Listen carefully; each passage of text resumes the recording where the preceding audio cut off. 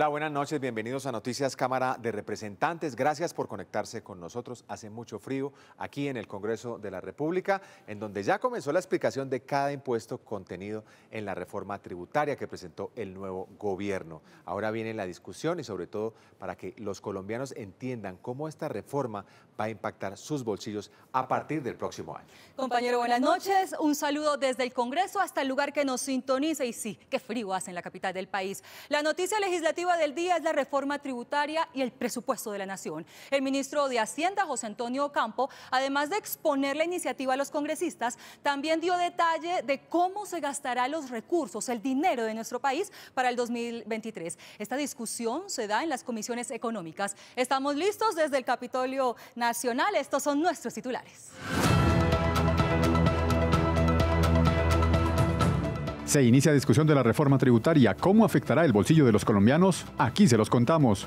Preocupación en zonas de frontera por posible aumento de los precios de los combustibles por reforma tributaria. Ministerios y entidades sociales piden mayores recursos en discusión del presupuesto para 2023. Representantes de regiones afectadas por acciones del ELN opinan sobre posible inicio de diálogos con esta guerrilla. Se instala comisión para proteger y desarrollar la Amazonía y la Orinoquía. Denuncian que clínicas y hospitales no están aplicando decisión de la Corte sobre interrupción del embarazo. Y desde hoy, la actividad del presidente de la Cámara en un minuto. Comenzó en firme la discusión de la reforma tributaria en las comisiones económicas del Congreso. Incluso el gobierno anunció que irá a algunas regiones del país para explicar su contenido. Saludamos a nuestra compañera Marta Rincón, quien tiene todos los detalles de la presentación que hizo el ministro de Hacienda, José Antonio Ocampo. Gracias, Edwin. Muy buenas noches. El día de hoy quiero saludarlos desde el interior de la Comisión Tercera, escenario donde se llevarán a cabo los primeros debates de la reforma tributaria y en donde el ministro de Hacienda, José Antonio Ocampo, presentó los detalles de esta iniciativa. Por supuesto, puestas las inquietudes de los representantes, el ministro dijo que el gobierno estará abierto a revisar temas como la doble tributación en dividendos y dependientes en personas naturales. Un sinnúmero de propuestas de cambio al texto de la reforma tributaria salieron a relucir luego de la presentación hecha por el ministro de Hacienda, José Antonio Ocampo. Aseguran los representantes con el objetivo de cuidar el bolsillo de los colombianos. En pensiones proponemos que las pensiones se graben a partir de 7.500.000 y no a partir de 5.600.000, como está consignado en el proyecto de ley de reforma tributaria. Y un tema adicional, este país debe exportar más, debe diversificar su canasta exportadora y no se logra consignándole impuestos a las exportaciones. Debemos tener un trato diferencial cuando hablamos de dividendos, cuando hablamos de herencias, siempre teniendo en cuenta que hay colombianos que son pequeños accionistas o heredan algo que en su familia trabajaron por muchos años. Otras propuestas están encaminadas a acabar con las exenciones millonarias a los bancos. Los bancos tienen un beneficio adicional y es que están exentos de pagar impuestos por las utilidades, por sus ganancias, cuando dan préstamos en vivienda de interés social. No pagan impuestos por la rentabilidad que estos préstamos les generan. Por eso hoy queremos proponer que esa exención se elimine. Y esto nos podría ayudar a recoger 1.1 billón de pesos para las pequeñas y medianas empresas que necesitamos rescatar. Para algunos representantes, el texto aleja la inversión, situación que podría afectar el empleo en el país. Ojo con ese cóctel de impuestos unidos en el patrimonio, ganancia ocasional, dividendos, que van a hacer que los empresarios, los emprendedores, las personas creativas desean irse a otro país para crear empresa, para generar oportunidades. Ante algunas preocupaciones que se han evidenciado, el partido Cambio Radical anunció el voto en contra de la tributaria. Creería que en gran parte de este articulado tiene que ser cambiado y sobre todo de una manera responsable. Aquí no puede ser que estén planteando una doble tributación, que es un impuesto antitécnico. No pueden ser que lleven a las personas naturales a una renta casi del 39%. Por ahora el debate continúa. Desde el Gobierno Nacional han asegurado que están abiertos al diálogo y a la concertación. El cobro de IVA de los combustibles en zona de frontera es uno de los temas de discusión de la reforma tributaria. Por eso representantes de estas regiones reaccionaron en contra de este artículo propuesto por el gobierno de Gustavo Petro. Los 12 departamentos fronterizos del país están a la expectativa por el anuncio del gobierno de suspender los subsidios a la gasolina, la exclusión del IVA, las exenciones del pago de aranceles a los combustibles. Claramente estamos en desacuerdo con la eliminación de este subsidio. Además de eso, hemos podido ver que en esta reforma o en este proyecto de reforma tributaria también se está presentando un alza de estos combustibles del 7 y del 8%. En nuestros departamentos de frontera eso equivaldría aproximadamente a 3.500 pesos de un aumento en el galón de gasolina de manera inmediata. Llevamos más de 20 años con este subsidio de la gasolina, donde hemos combatido también en diferentes municipios del departamento de Sahara el tema de las pimpinas, del contrabando, del combustible gasolina. Nosotros entendemos que se tiene que ir desmontando, pero no puede ser de manera abrupta. Esto tiene que ser ir considerando también unos planes y unas estrategias que vayan poco a poco disminuyendo la inversión que hace el gobierno nacional a través de estos subsidios, pero un ataque de esta naturaleza es atacar el desarrollo de nuestra región. También hemos pedido que ojalá con la apertura de la frontera se pueden incrementar los cupos de combustible en estos departamentos, porque sabemos que va a existir un flujo vehicular fuerte, pero también un intercambio comercial que va a beneficiar a los dos países.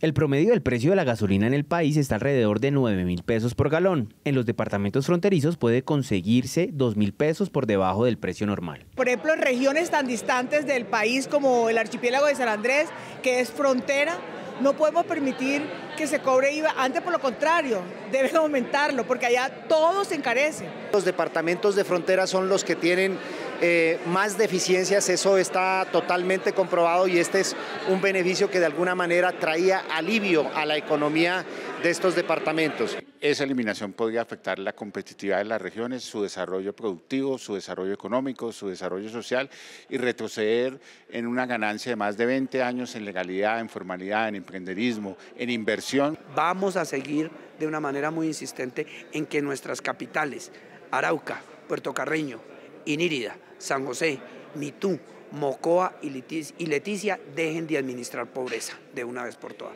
Hoy estos municipios son de sexta categoría. El gobierno nacional pide unos requisitos que son inalcanzables, pasarán 10 décadas y nunca cumpliríamos con estos temas de competitividad. Mi propuesta es que por ser capital de departamento pasen a ser municipios de tercera categoría y así pasarían de recibir 16.000 salarios mínimos legales mensuales vigentes a recibir cerca de 70.000 salarios mínimos. Los representantes de los departamentos de frontera adelantarán las audiencias públicas necesarias con las comunidades de las zonas más afectadas en busca de alternativas que presentarán durante el trámite y la discusión del proyecto de la reforma tributaria. Seguimos hablando de economía porque en las diferentes comisiones se escuchó a los ministros y directores de entidades descentralizadas hablar sobre el presupuesto del próximo año que iniciará de hecho su trámite en la Cámara de Representantes.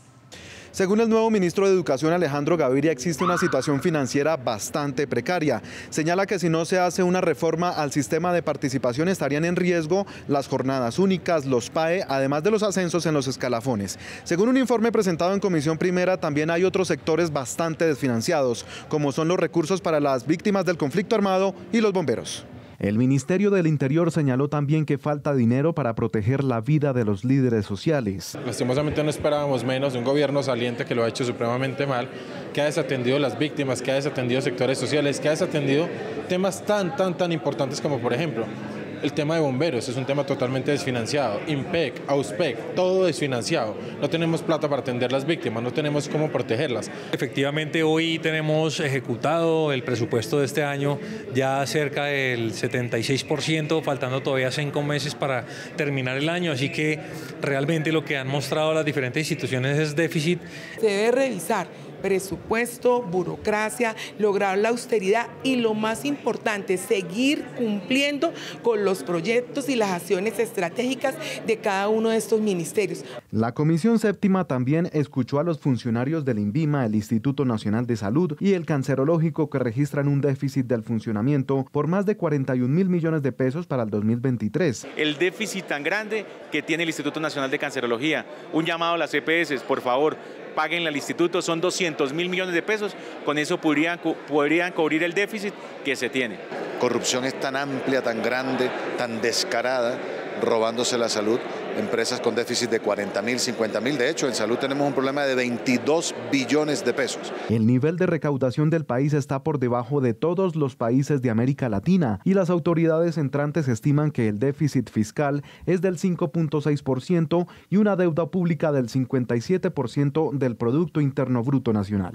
Con el propósito de hacer más cercana la Cámara al ciudadano, el presidente de esta corporación, David Racero, inició una serie de recorridos por las diferentes regiones del país, escuchando principalmente a los ciudadanos para construir entre todos el Plan Nacional de Desarrollo que inicia su trámite próximamente aquí en el Congreso de la República. En el siguiente informe, el resumen de estas visitas y lo que viene en los próximos días. Una vez asumió la presidencia de la Cámara, David Racero inició el proceso de construcción del Plan Nacional de Desarrollo con las comunidades desde el territorio. Las primeras visitas fueron a Neiva, Cartagena y Valledupar. Le reconocemos y le valoramos su liderazgo, pues consideramos que va a ser de mucha importancia todo este diálogo que se va a tener desde el Congreso de la República, pero también desde el Gobierno Nacional, para lograr que el Huila y la región surcolombiana quede incluido, ojalá, en los principales programas del Plan Nacional de Desarrollo. Los diálogos sociales, como los ha denominado Racero, garantizan que el Plan Nacional de Desarrollo quede ajustado a la realidad del país. Hay mucha expectativa. La noción de cambio que se vive en toda Colombia quiere justamente proponer para el Plan Nacional de Desarrollo toda una ruta de transformación en sus territorios. Es el momento de la concertación, es el momento del diálogo, es el momento que todos los sectores económicos, sociales y políticos tengan un lugar protagónico al momento de construir el Plan de Desarrollo, que al fin y al cabo se discute en el Congreso.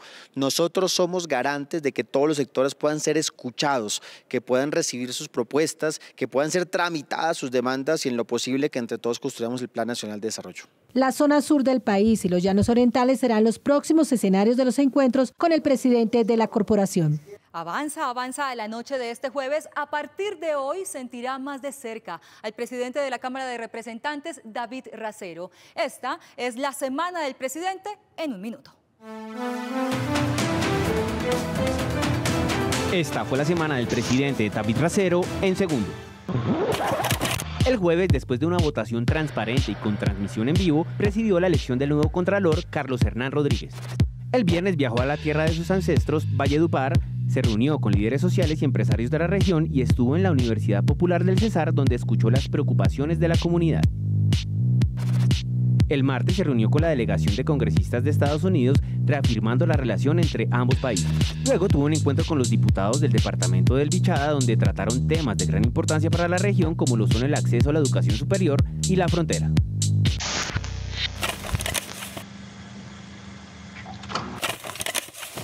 Estas son otras noticias en la Cámara de Representantes. Un proyecto de ley le pondrá tate quieto a las constantes irregularidades y quejas que se presentan en las empresas de servicios de transporte aéreo en el país. Proteger a los usuarios es el propósito de esta iniciativa. El dolor de cabeza de tantas personas todos los días en los aeropuertos, la sobreventa de los vuelos. Usted llega a un aeropuerto y le dicen que su vuelo ya está lleno, usted lo compró. Lo que tiene que ver con los call centers, unas esperas eternas, lo que tiene que ver con las compensaciones, lo que tiene que ver con los reembolsos de los tiquetes, que pasa 1, 2 meses, 3 meses y la aerolínea con la plata, eso no puede suceder. Nosotros hemos planteado un proyecto de ley que busca la protección especial del usuario del transporte aéreo para que esos dolores de cabeza se terminen. El representante Javier Sánchez recibió una delegación de diputados del departamento del Bichada con el propósito de adelantar una agenda de gestión ante las diferentes entidades del orden nacional en materia ambiental, tierras, infraestructura y conectividad que favorecerán a la región. Pero sobre todo también una política que atienda de fondo el tema de la generación de ingresos en el departamento para indígenas y campesinos, ya que nuestra región es un departamento donde el 60 o 70% son indígenas y campesinos que viven en la ruralidad. Somos la despensa agraria del país, pero necesitamos políticas efectivas para que esto sea posible. Eso es lo que estamos haciendo esa semana con los 11 diputados del departamento del Bichada. Regular a los intermediarios en la contratación pública busca una iniciativa que pone en cintura las plataformas que surten los procesos de contratación con las diferentes entidades del Estado. De autoría propia es uno que pretende eliminar lo que nosotros hemos llamado los contrataderos, que son entidades que funcionan con recursos públicos, pero que tienen unos manuales de contratación casi que privados, que a discrecionalidad pueden fijar las mínimas cuantías, las licitaciones, las invitaciones, y eso les permite una discrecionalidad que permite el direccionamiento de los contratos. Pues este proyecto lo que pretende es que cuando se contrate con recursos de convenios interadministrativos tengan que hacerlo a través de Ley 80, a pesar de que tengan un régimen especial de contratación. Recursos es lo que están pidiendo representantes de varias regiones afectadas por la ola invernal. Más de 100 municipios se encuentran en alerta roja por el fenómeno de la Niña. Desde ya se solicitan planes de mitigación.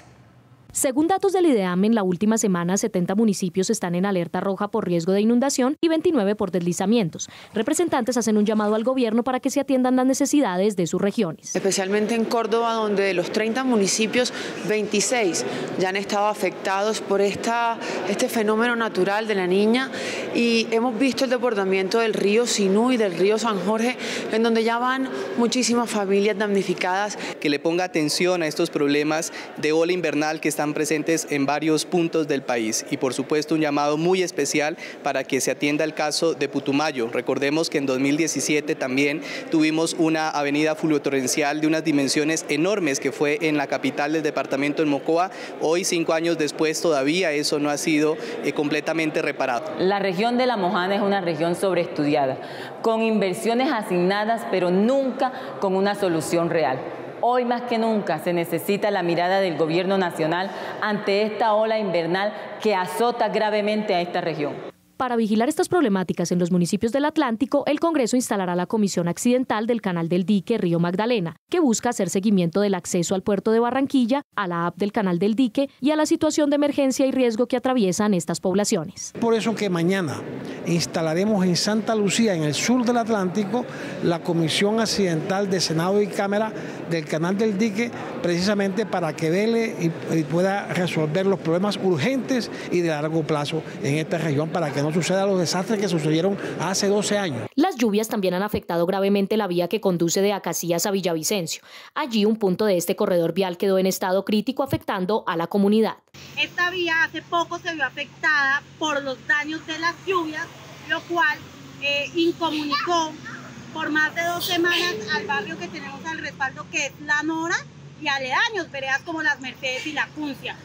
Lo cual trajo bastantes daños, tanto económicos como personales, a las personas humildes que viven en estos barrios. Debido a eso quedamos prácticamente encerrados, incomunicados, porque no había transporte. Representantes a la Cámara de la región pidieron a la concesión que tiene a cargo la vía que actúe con prontitud. En los últimos días, la vía Acacías-Villavicencio ha estado colapsada porque el río Guayuriba se ha salido de su cauce y la concesionaria hasta el día de hoy no ha tomado cartas en el asunto.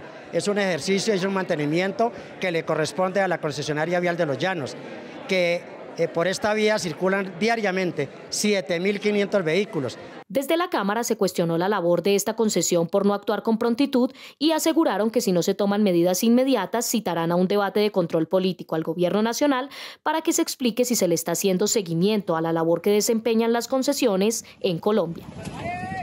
Durante una audiencia pública, fundaciones que luchan por la despenalización total del aborto en nuestro país denunciaron que algunas clínicas y hospitales no estarían atendiendo la sentencia de la Corte Constitucional en esta materia. Así lo expresaron mujeres de organizaciones feministas de todo el país que se reunieron en la primera audiencia pública sobre este tema. En el departamento no se practican abortos por encima de la semana 20, por lo que las mujeres se tienen que ver dispuestas a trasladarse a otros municipios, a otras ciudades para acceder al procedimiento. La primera barrera en Boyacá es que, digamos, no hay un acceso integral para la ruralidad y para los municipios periféricos, porque no solo poseemos una clínica que realmente acompaña integralmente este procedimiento como Profamilia. Es el desconocimiento del marco legal vigente, que sucede porque no se conoce que existe el derecho al aborto o porque intencionalmente se le decide desconocer.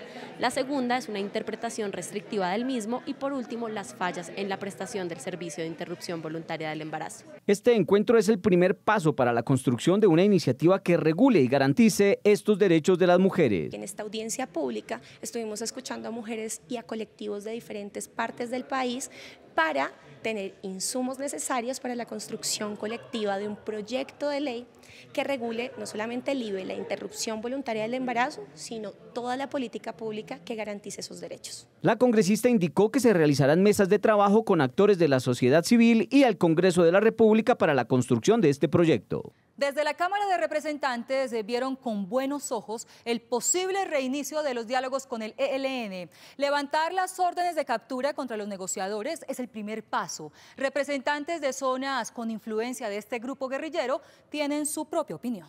La reactivación de los diálogos con el ELN toman un camino definitivo. Los anuncios de cada parte son apreciados como una gran oportunidad de desarrollo y paz. Vemos con buenos ojos que el presidente de la República haya tomado la decisión de sentarse a dialogar con el ELN y aspiramos también que se pueda abrir el camino con los otros actores armados en aras de buscar precisamente esa paz definitiva. Los 16 representantes de las curules de paz deseamos estar incluidos en esos diálogos con el ELN y con los demás grupos. Pues ¿quién más que nosotros que representamos a las víctimas de este país podamos aportarle y podamos darle garantías a esos diálogos? Congresistas le piden a esta guerrilla acabar con las amenazas a líderes sociales y alcaldes de varias poblaciones. Hoy tenemos una situación gravísima en el departamento del Chocó, en los municipios de Bagadó y municipio de Novita, donde el ELN le está diciendo a los alcaldes que no salgan, los tienen amenazados, los tienen intimidados. Entonces nosotros les hacemos un llamado al ELN que se siente a la mesa a dialogar y que deje a la gente transitar libremente como lo manda la Constitución. Uno de los ingredientes que componen la negociación con el ELN es la suspensión de órdenes de captura y extradición contra los negociadores de esta guerrilla. Es un gesto por parte del Estado para iniciar los diálogos de paz. Es un gesto que esperamos que sea correspondido, un gesto, generoso para poderle darle buen cauce a ese proceso de paz. En medio de su visita al país, el presidente de España, Pedro Sánchez, destacó que este será el primer paso para repotenciar sectores como el turismo en varias regiones de Colombia. Y estas son otras noticias en la Cámara de Representantes. Control a la ludopatía, educación financiera y educación informática para estudiantes son las iniciativas legislativas presentadas por el representante Carlos Felipe Quintero. Vamos a radicar 3 proyectos.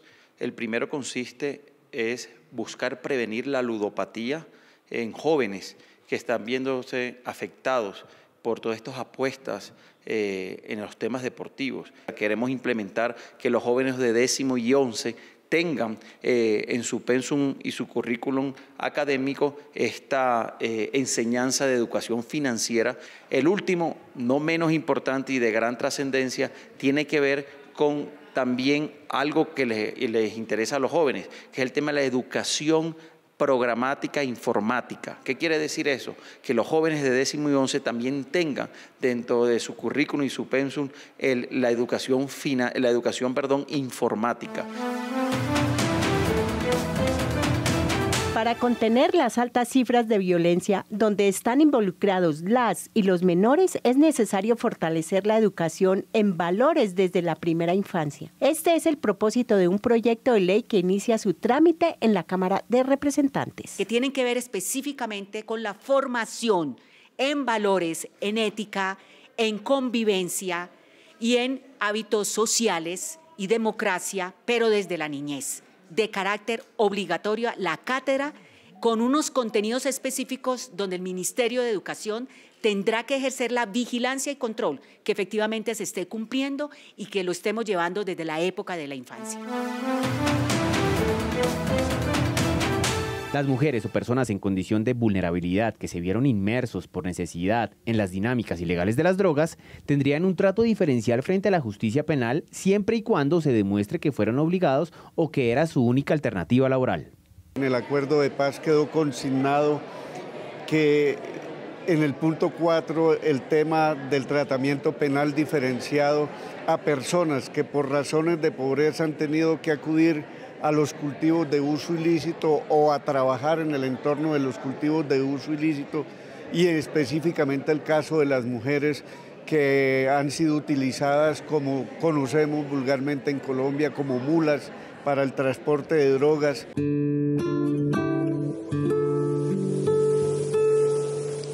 el conflicto y la violencia ha dejado muchas secuelas. No estábamos acostumbrados a ver balas, a ver muertos. Vamos a tener un representante en la Cámara y esperamos que allí podamos plasmar las reclamaciones necesarias. Necesitamos inversión y habiendo inversión lograremos que este sea el camino hacia la paz. Queremos enviarle un mensaje de paz, a la reconciliación, trabajemos por alcanzar esa paz tan anhelada.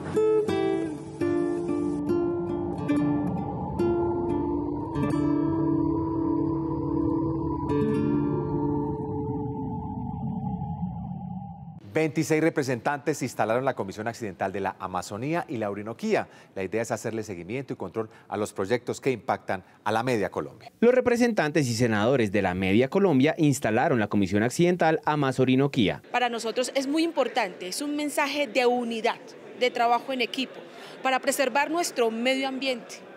La Amazonía es la puerta verde de Colombia y vamos a estar unidos para velar por el desarrollo de esta hermosa región. Esperamos hacer un trabajo en cada uno de los territorios, descentralizarnos, escuchar a la gente y así proponerle al gobierno este gran desarrollo que necesita nuestro territorio. Para llevar luchas de nuestras regiones que tanto necesitan ese desarrollo y que estamos solicitando al gobierno nacional. Siempre históricamente se ha manejado el país con el centralismo y nosotros queremos que también se hagan las inversiones importantes que estas regiones necesitan para una dinámica y un desarrollo económico. Senadores y representantes a la Cámara de estos departamentos que necesita que el gobierno nacional los escuche para que se determine, primero en el marco del plan de desarrollo, proyectos de índole regional y posterior a que queden aprobados y contemplados formalmente del mismo, poder hacer un seguimiento y un acompañamiento para que en estos 4 años se materialicen las necesidades que nosotros estamos solicitándole al gobierno nacional que acompaña a las regiones. Una bancada para escuchar a la comunidad desde sus territorios y gestionar soluciones desde el legislativo. Diana y televidentes, llegamos al final de Noticias Cámara de Representantes. Gracias por acompañarnos. La próxima semana les tendremos todos los detalles de la elección de los magistrados del Consejo Nacional Electoral. Quedará muy bien informado. Ampliaremos sobre la discusión de la reforma tributaria que se lleva a cabo en las comisiones económicas. Como siempre, gracias por su sintonía. Bye.